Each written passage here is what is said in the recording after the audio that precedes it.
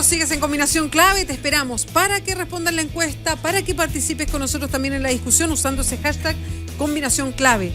Cuando has pasado por la experiencia angustiante de no saber cómo vas a pagar las deudas a fin de mes, Afianza te da la posibilidad de pagar una cuota mensual totalmente abordable para ti. ¿Cómo? Vende tu casa, no te muevas de ella, paga una cuota mensual por 8, 12, 15 o 20 años menor al 25% de tu ingreso. Con la última cuota habrás recomprado tu casa. Los puedes contactar en afianza.cl o llamando al 22-7565-690. Y Casa Mía es más que una residencia de adultos mayores, así se presentan, es un lugar para vivir plenamente la vida. Hay departamentos de 3 tamaños con enfermera y médico residente. Hay plena independencia para vivir lo que llaman los años dorados. Hay actividades semanales, hay talleres de pintura, hay coro, hay bingos. Los puedes contactar en Casa Mía, esto es en Normandía 1882 en Providencia, o al siguiente teléfono 223-430006 o a la web residenciacasamia.cl. Anota. Sí, oye, yo tomo una decisión. Si mi señora es mucho más joven que yo, sé que la probabilidad rebaja, pero si llegase a morirse mi señora, yo me voy a una de estas casas. Yo vi la muerte de mi papá y esto es una reflexión que hay que hacer. Terrible. Se les empieza a caer, el lenguaje se les empieza a disminuir, les cuesta escuchar, etcétera. Tú convives con tus pares, porque sí es re bonito lo que está pasando. Yo creo que es muy positivo y es mucho mejor que estar en su propia casa. Estás en gimnasia, ahí te están diciendo que te entretienen durante el día y alguna viejita caerá. Se tiene fe. Ahora, lo que hay que decir también... Si estáis solo, cero posibilidad. Lo que hay que decir también es que hay que tener buenas lucas para pagar ciertos lugares. Los abuelos, la mayoría... Comparto. Oye, en el caso de mi papá teníamos 3 enfermeras, te salía mucho más caro que estar de ahí. Sí. Algunas otras situaciones bien dramáticas. Bueno, claro. Hay residencias que son truchas, digamos, pero lo peor es que las cierran y al mes vuelven a abrirlas porque la misma familia insiste para dejar a sus abuelos ahí. Entonces, que las casas son cada vez más chicas. Entonces la probabilidad de tener gente adulta es que cada vez más difícil. No, y el rol de los cuidadores, que habitualmente es una mujer, para cuidar a niños, hombres y ancianos sobre todo, que caen discapacitados, es realmente una vida alienante. Alguien que cuida a otro es realmente una vida alienante. No, muy terrible. Oye, yo estuve en una oportunidad y agradezco en la asociación de Alzheimer y me llamó mucho la atención el daño que se le produce a la mujer. Porque siempre cae la responsabilidad de la persona a cuidar el Alzheimer en una mujer que destruye a su familia entera. Porque cuidar es una enfermedad muy, muy complicada. ¿Puedo decir algo positivo que me llamó la atención hoy día en la mañana en el Mercurio? Referente que los que producen vino, como se dice, en Francia, muy, muy enojados con el Tour de Francia, porque se lo ganó Conchitoro. Entonces le quieren hacer una huelga al Tour de Francia. Pero mira, eso es sentirse orgulloso de una industria nacional. Conchitoro superó la marca Chile. Es lo que se llama, de alguna sobrepasar al país. A Conchitoro lo conocen por Conchitoro, no lo conocen por chileno. Casillero el Diablo en el Manchester United. En cualquier... pero fíjate que mira qué importante. Va a tener que mandar la boleta por publicidad. No, porque puedo hacer crítica a otro mundo de empresas, pero te digo yo, en este caso particular me llamó la atención que es algo positivo. Ha sabido trabajar la marca. Una botellita de vino para eso, claro. Hemos mandado todos los mensajes a Víbora Héroe. No pasa nada. No se oye, padre. No pasa nada. Un vinito que sea para la mañana. Oye, pasamos de la mamadera con pisco sour a la botella de vino, estamos más. Alguna necesidad del verano. El verano. Juan Francisco, tú planteabas algo para que nos vuelvas a meter en el tema antes de irnos a comerciales. No, sí, a ver, que esto del cambio de paradigma que planteaban ustedes, ¿no es cierto? Lo que yo digo es que la trayectoria de Chile en los últimos 25 años, ¿no es cierto?, lo que muestra son avances en todas las áreas. Y lo que podemos decir es que estamos insatisfechos con esos avances porque han sido lentos o pocos. Pero lo que no podemos decir es que necesitamos un cambio de paradigma sin decir hacia dónde. ¿Por qué? Te digo yo. Porque ese cambio de paradigma, obviamente lo que a todos nos gustaría es que acelere esos avances, los profundice y mejore aquellas áreas donde no hemos avanzado. Pero, por ejemplo, yo les mencionaba, en la educación nosotros somos ejemplo en pruebas internacionales de rendimiento en términos de cobertura de la educación básica y media, porque hemos logrado avanzar mucho en poco tiempo. En desigualdad, nuestro país, pese a que ha avanzado poco, ha reducido la desigualdad. Y lo que uno ve, miren hoy día el reportaje en La Tercera de los gobiernos latinoamericanos. Brasil, desde el año 2008, Brasil, Venezuela, Bolivia han aumentado el nivel de pobreza de lo que tenían hace 3, 4 años. Entonces, y Chile en 25 años ha tenido avances espectaculares en reducción de la pobreza. Entonces, ustedes nos plantean, no, ¿sabes qué? Llegamos al momento crítico, este país ya no aguanta más, hay que cambiar el paradigma. Pero lo que yo digo es, cuidado, concretemos ese discurso en un cambio que signifique avanzar.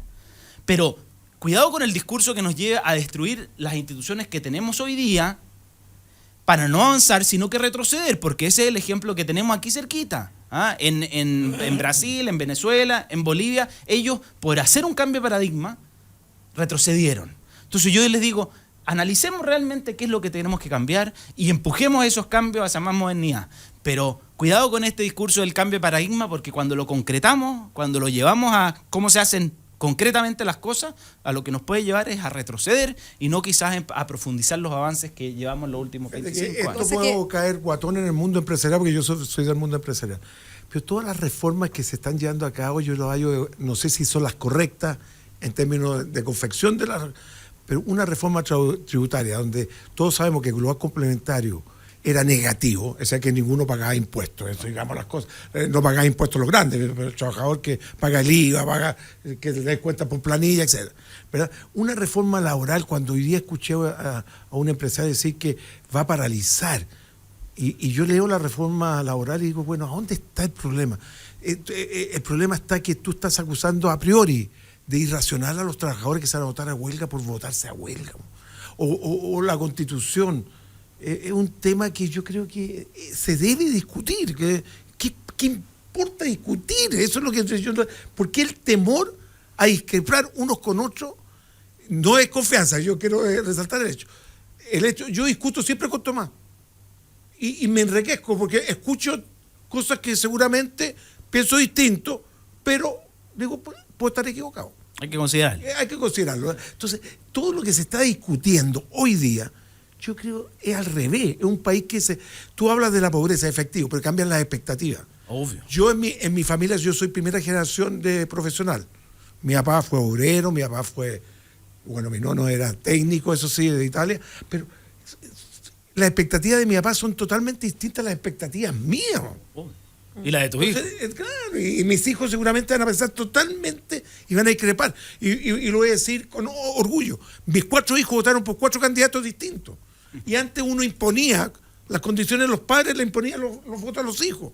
Entonces, y otro mundo para mí. Pero sabes que yo creo que no es solamente Roberto, y aquí para responder a Juan Francisco y desatar, porque después va a hablar Tomás, que seguramente tiene algo mucho más concreto que decir, pero cuando yo hablo de cambio de paradigma, es porque tenemos una fantasía de desarrollo, para mi gusto, tenemos una fantasía de desarrollo en Chile. Estoy de acuerdo, no podemos comparar la pobreza de 1990 respecto a ahora, y ahí se ha avanzado, ya la pobreza es de otro tipo.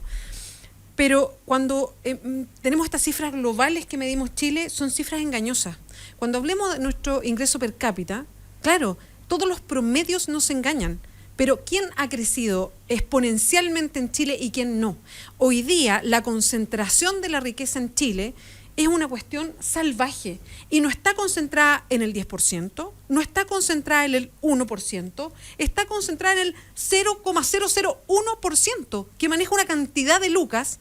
Cuando vemos que los chilenos ganan en promedio hasta 426.000 pesos, el 70% de los chilenos gana hasta 426.000 pesos.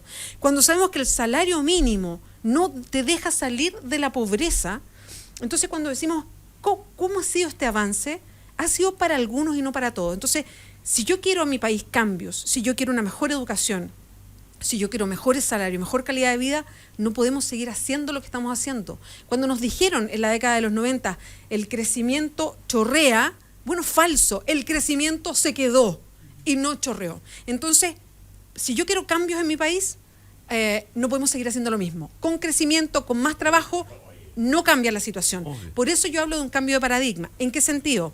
En que hay un Estado mucho más grande, que no solamente fiscalice, sino que se haga cargo de las cosas básicas, que no deje al mercado la salud, que no deje al mercado la educación ni las pensiones, que se asuma eso como derecho.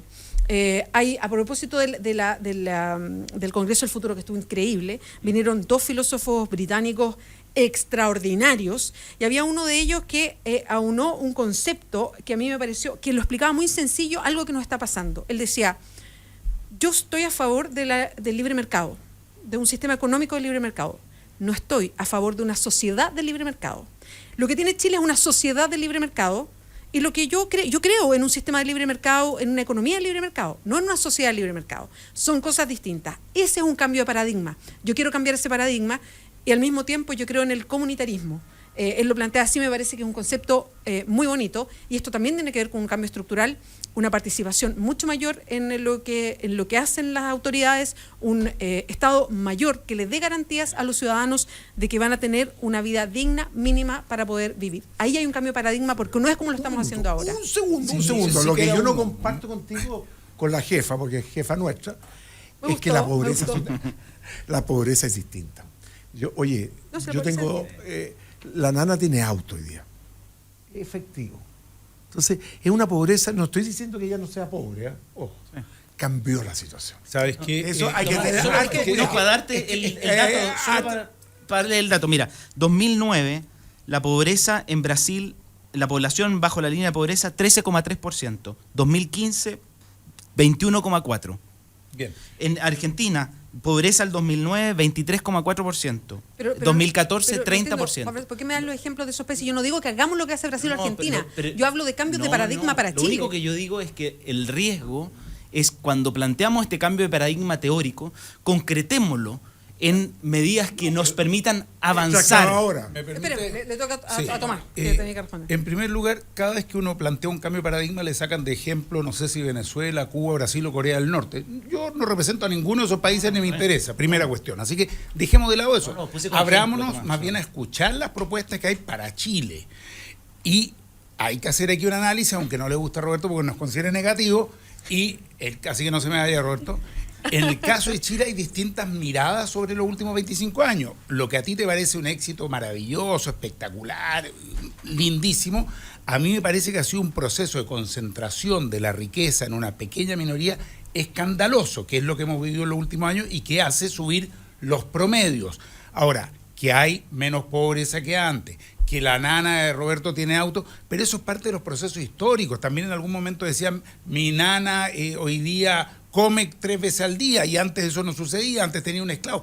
El proceso humano va avanzando, eso no tiene que ver con la situación particular de acá de Chile de estos 25 años.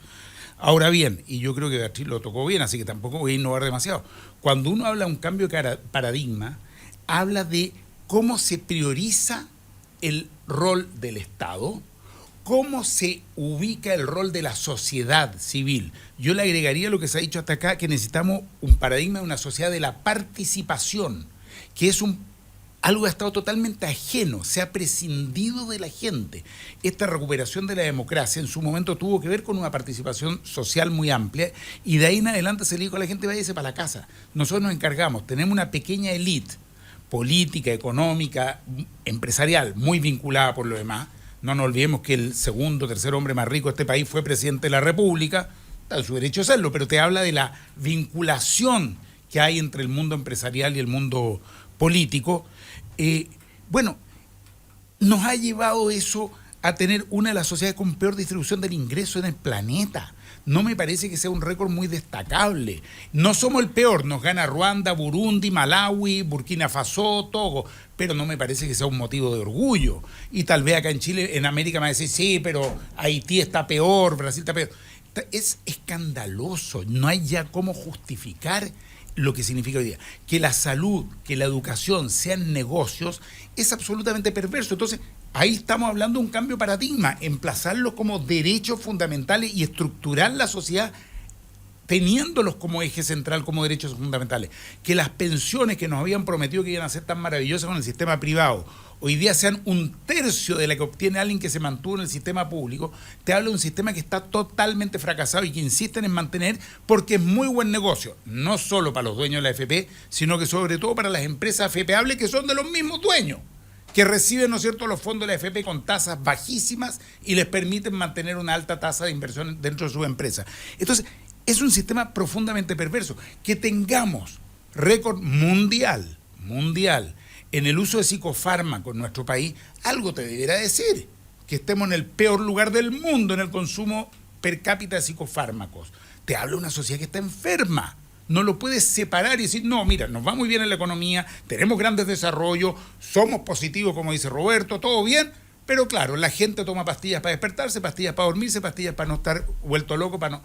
Algo te habla de la sociedad que se está construyendo. Entonces, cortémosla con esta esquizofrenia de separar los temas. Hay una relación entre el tipo de sociedad que tú construyes y lo que le está pasando a la ciudadanía. El nivel de violencia intrafamiliar, el nivel de consumo de droga, el nivel de femicidios que hemos ido viendo en aumento, te hablan de un tipo de sociedad.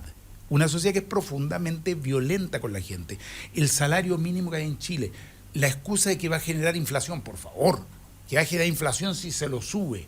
Tú puedes tener un salario mínimo más alto sin ningún problema. Y no me vengas ahora a decir que las microempresas no pueden pagarlo porque ya te quedaste. No, pues ya te conozco tu argumento de memoria. El salario mínimo en Chile es una vergüenza. Que el 70% gane menos 426.000 pesos. Cuando tiene una pequeña minoría con 80 millones de pesos promedio de ingreso mensual. Te habla de una sociedad que está muy mal, que está enferma.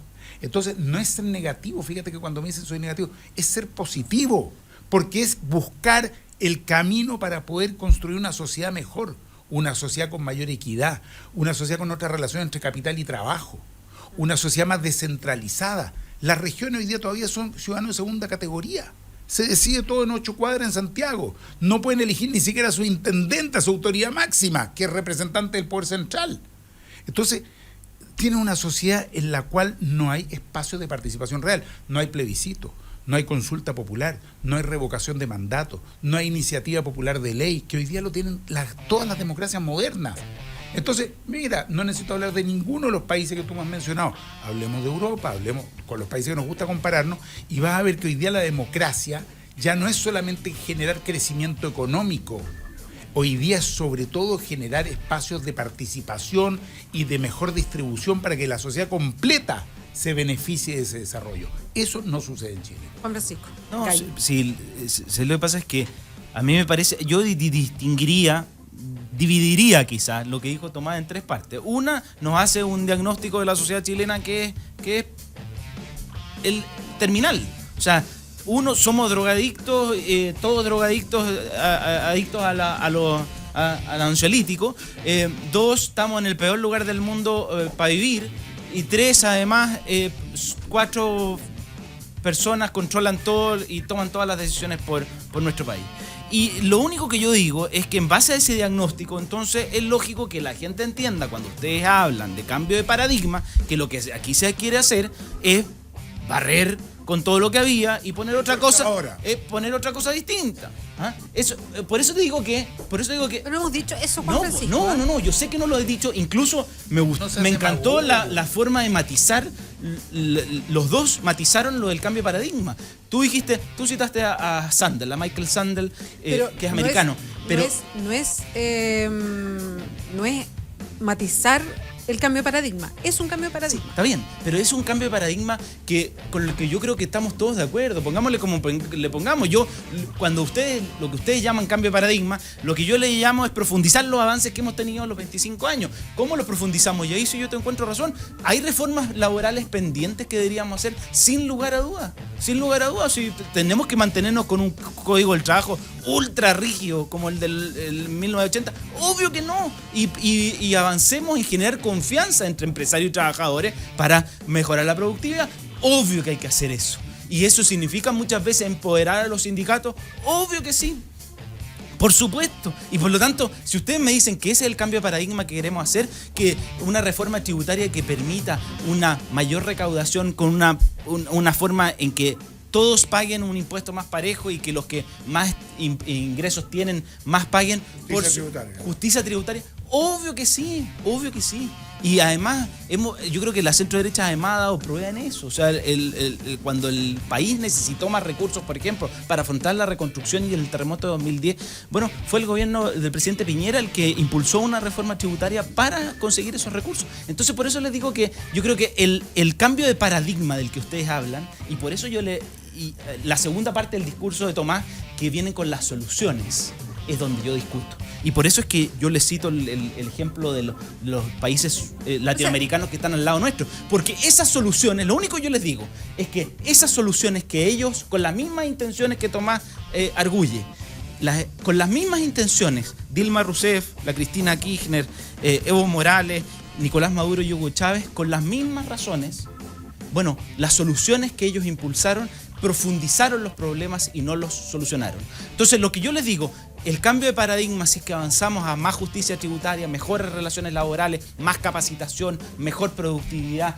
más igualdad, mejor protección del medio ambiente, obvio que sí. Llamémosle a eso cambio de paradigma, bueno, llamémosle. Pero yo le digo... Es que lo que pasa, Juan Francisco, no es lo mismo. Además que la centro derecha tiene otro discurso. Lo tenía el presidente que tú apoyaste, que es Sebastián Piñera. Él hablaba de crecimiento y trabajo. Ese era su objetivo, crecimiento y trabajo. Y con esto se solucionan los problemas. Y mientras más gente trabaje, 1 millón de empleos estamos.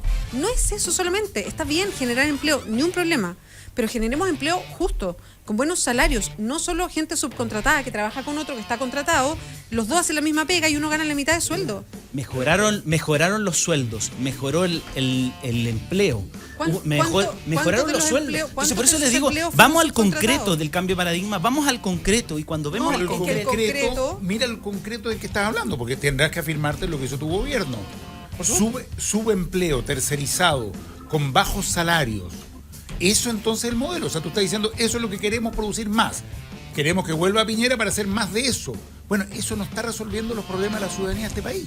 ¿Puedo corregir una cosa? Que lamentablemente Tomás o mal interpretó en alguna oportunidad o no me leyó, porque lee mucho el TPP, pero no me leyó a mí. Yo soy uno de los pocos empresarios que está de acuerdo en aumentar el salario mínimo. Y principalmente porque si Chile apuntaba a tener $20,000 per cápita, también tenemos que apuntar a un salario de $20,000 como país, ¿verdad? Y lamentablemente no lo hemos hecho. Yo comparto con el Monseñor Goeche, y todavía estoy a aclarar. Cuando habla ella, el Monseñor Goeche habla de 250 si uno lo aplicara. Y el IPC nomás, el IPC estaríamos en 330, una vez lo calculé. 330, sí. Claro. Entonces, yo he sido partidario. Corrijo, entonces, si en algún momento. Porque los microempresarios, públicamente, cuando algunos políticos dicen que va a afectar a los microempresarios, le afecta muchísimo más una tasa de interés más alta. Porque eso lo paga todos los días. Lamentablemente a veces se distorsiona. Yo creo que nosotros como empresarios tenemos que apuntar a ver como una comunidad la empresa, no como si fuéramos dueños de la empresa. Que uno tiene parte del capital, pero está financiado por otros. Me alegra escucharlo. Está llamando. No, solamente para responderte, reconozco en ese caso, retiro y sobre la subcontratación. Y de hecho se dice que el salario mínimo lo recibe la gente de la microempresa. Es falso. Hoy día, buena parte de los que trabajan en grandes conglomerados económicos reciben el salario mínimo. En la subcontratación. No tiene en la subcontratación. Ahí está el pecado. Pero hoy día, los supermercados, los bancos, todos. Ahí es culpa no de la política, es culpa de los empresarios. Y hay que decirlo. Porque la subcontratación, ¿qué es? Es darle la autoridad a otra empresa que sabe mucho más que yo. Por ejemplo, nosotros hacíamos olla. ¿Por qué íbamos a administrar el casino? Si el casino tiene gente especializada. Pero lamentablemente ese casino le pagaba poco a los trabajadores del casino. Y esa no es la ventaja de la subcontratación. Es justamente aumentar la competitividad de los países. Que la gente haga, las personas que más saben su propio trabajo. ¿Me entiendes tú? Entonces, en Chile, lamentablemente, el mundo empresarial hemos abusado de la subcontratación para tener costos bajos. 10:32, tenemos que hacer una pausa. Estamos con Roberto Fantuzzi, que lo escuchaban recién, Tomás Hitch, Juan Francisco Galli de Avanza Chile. Pausa, volvemos a Combinación Clave. Estás